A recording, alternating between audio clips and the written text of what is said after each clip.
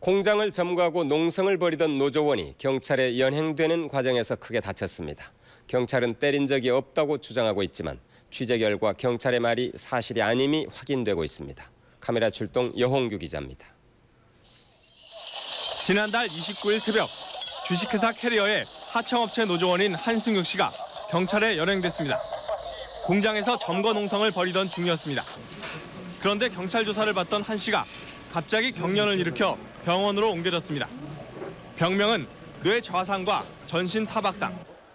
한 씨는 경찰이 연행 차량 안에서 달아난 동료 노조원의 이름을 부르며 30여 분 동안 자신을 집단 폭행했다고 주장했습니다.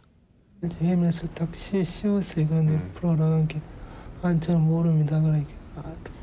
그러고 그다음에 앉으라 하더라고요. 그러더니 쇠파이프로 계속 때리더라고요. 한 씨는 병원에 입원한 뒤 하루에도 몇 번씩 호흡 곤란과 경련을 일으키고 있습니다. 경찰은 폭행 사실을 전면 부인하고 있습니다. 경찰이 낸 보도 자료입니다. 한 씨의 발작 증세는 어릴 때의 고질병이 재발한 것으로 보인다고 나와 있습니다. 지금 차뒤 다 나와 있는 얘기입니다. 차뒤. 그러니까 본인 입으로 간질 증세가 있었다고 말했다는 거예요? 차뒤 다 나오고 있어요. 하지만 거짓말입니다.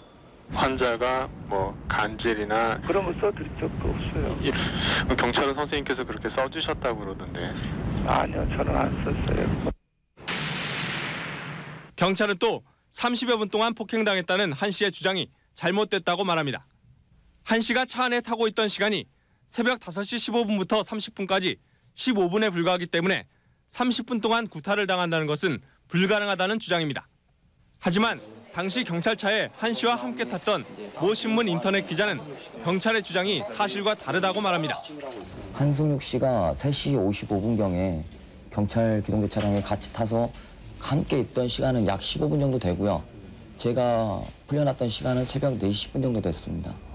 한 씨가 차 안에 있던 시간이 1시간 반 정도나 된다는 얘기입니다.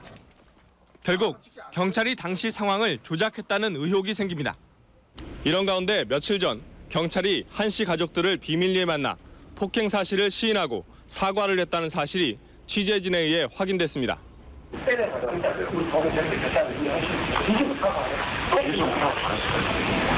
더 이상 문제 삼지 않는다면 치료비까지 물어주겠다는 약속도 했습니다. 말씀드린 대로 2062년